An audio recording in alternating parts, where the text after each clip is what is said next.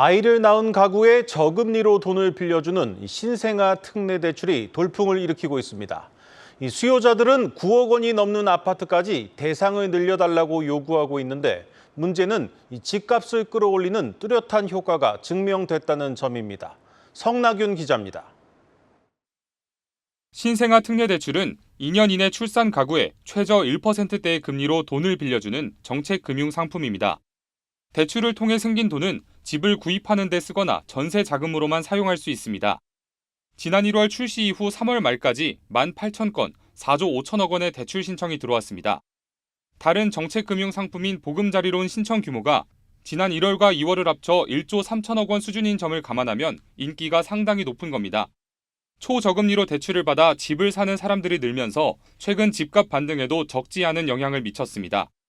거래량을 지난 4분기보다 회복시키는 모습을 나타낸다든지 서울의 가격이 낙폭을 줄이고 플러스 변동률로 전환하게 만든다든지 하는 부분에는 일정 부분 영향을 줬다고 보여지고요.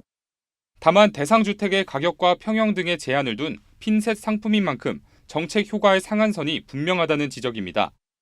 고공행진 중인 분양가도 수혜 대상의 폭을 좁히고 있습니다. 서울의 아파트 공급 가격이 평당 3,800만 원을 돌파한 만큼 대출 요건에 맞는 매물을 구하기가 어려워진 겁니다.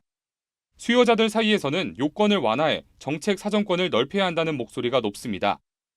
내 집을 마련한다고 하면 작은 집보다는 국민평형 위주로 보다 보니까 84제곱을 서울에서 9억 안으로 마련할 수 있을지는 모르겠어요.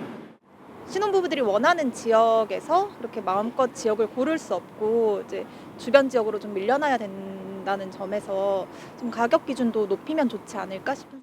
저출생 대응이라는 관점에서도 실제 효과를 봤던 정책 금융 상품을 손질해야 한다는 조언이 나옵니다.